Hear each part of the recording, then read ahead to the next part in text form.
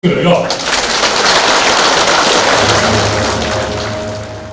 төрийн ууган хүчин Монгол Ардын нам үүсгэн байгуулагдсны 101 жилийн их орончдын өдрийг тохиолдуулан Орхон аймгийн Монгол Ардын намын хорооны үеийн дарганарт хүндэтгэл үзүүллээ. Мөн Монгол Ардын намын үйл хэрэг үзэл баримтлалыг дэмжин гишүүнээр илсэн хүмүүст баяр хүргэж үнэмлэх гардууллаа.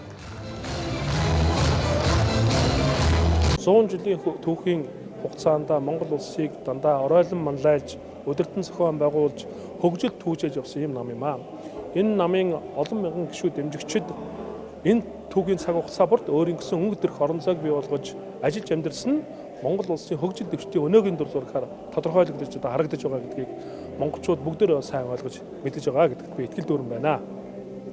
21-р зуунд бол бид өхөн маш олон зүйлийг хийх ёстой. Тэр дотроос эдийн засгийн тусгаар тогтнолыг бий болгох нь нэн тэргүүний зорилт болж хувирж байгаа. Тийм ч учраас Монгол Ардын намын дарга Монгол Улсын ерөнхий сайд оюун эрдэнэ шин сэргэлтийн 6 бодлогыг гаргаж ирж энэ цаг мөчид хэрэгжүүлж байгаа нь энэхүү эдийн засгийн тусгаар тогтнолыг ханган ажиллах хамгийн чухал ажлууд болж байгаа гэдгийг бас тэмдэглэж хэлхийг хүсэж байна. Ингээд нийт эрдэмтчүүд Монгол түмэн маань энэхүү шин сэргэлтийн бодлогод оюун санааны хувьд нэгдмэл ойлголттой байж хүм бүр хичээн чармаж хамтарч ижаасаа гэж байна. Ингэж энэхүү хөгжлийн бодлого, хөгжлийн шийдэл үр дүн гаргаж Монгол улсын хөгжил дэвшил илүү өндөр түвшинд очно гэдгийг бас энэ баярын өдөр тэмдэглэж хэлхийг хүсэж байна. Ингээд ахин журмын гишүүдтэй нөхөдөө Орхон аймаг Эрдэнэ дотныхоо иргэдэд баярын мэндийг хүргэж сайхан бүхнийг хүсэн өрөөё. Баярлалаа. Тэгэхээр Монгол Ардын намын 100 жилийн тохиож байна. Синий өдрийг бол их орончдын өдөр болгож тэмдэглэн өнгөрүүлдэг болсон юм уламжлалтай. Тэгээ нийт Монгол Ардын намын гишүүд дэмжигчид нийт эрдэмтчүүдтэй бас өдрийн баярын мэндийг өргөн дэвшүүлье. За Монгол Ардын нам 30 дахь их хурлаараа шин сэргэлтийн бодлого гэж гаргаж ирсэн. Энэ бол Монгол улсын эдийн засгийг хэлэх том зорилттой.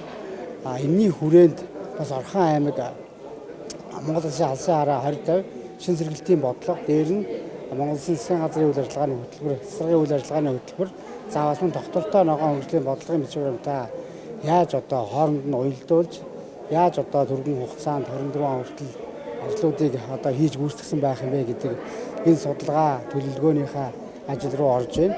За дээрээс нь Монгол Ардын нам хүний эрхийг дээдлсэн, хүний эрхийн чиглэлээр тодорхой ажлуудыг хийнэ гэж бас дэвшүүлж байгаа. Тийм учраас Орхон аймаг бас хүний эрхийн хуульчид, хүний эрхийн чиглэлээр ажилладаг төрийн бус байгууллагуудыг бүгдийг урьж байгаа. Орхон аймагт хүний эрхийн асуудал ямар хэмжээнд байгаа, бид юу хийх ёстой юм бэ гэдэг зүйлүүдээ бас харьяа. Энэ хүний эрхтэй холбоотой олон бас ажлуудыг хийж амжуулъя гэж ингэж бодож байгаа хэрэгслүүдээ. Тийм учраас Монгол Ардын намынхаа 101 жилийн хүрээнд Монгол Ардын намаас дэвшүүлж байгаа томоохон бодлого зорилтыг орон нутагт яаж хэрэгжүүлэх вэ гэдэг илүү судалгаатай ажиллаж байна.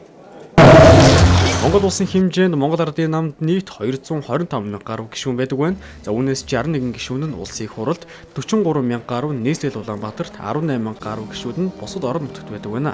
Одоогоос 100 жилийн дэртээ Солын Данзан, Догсмын Болдоо, Давидны Сүхбаатар, Дансран Билгийн Догсон, Догсмын Досол, Дамбын Чагдарж ав, Хорлоогийн Чой болсон нарын Ардын гусгалын анхны 7 баатрууд нэгдэж Монгол Ардын намыг үндэслэн байгуулж үндэсний тусгаар тогтнолоо сэргээ мандуулсан түүхтэй.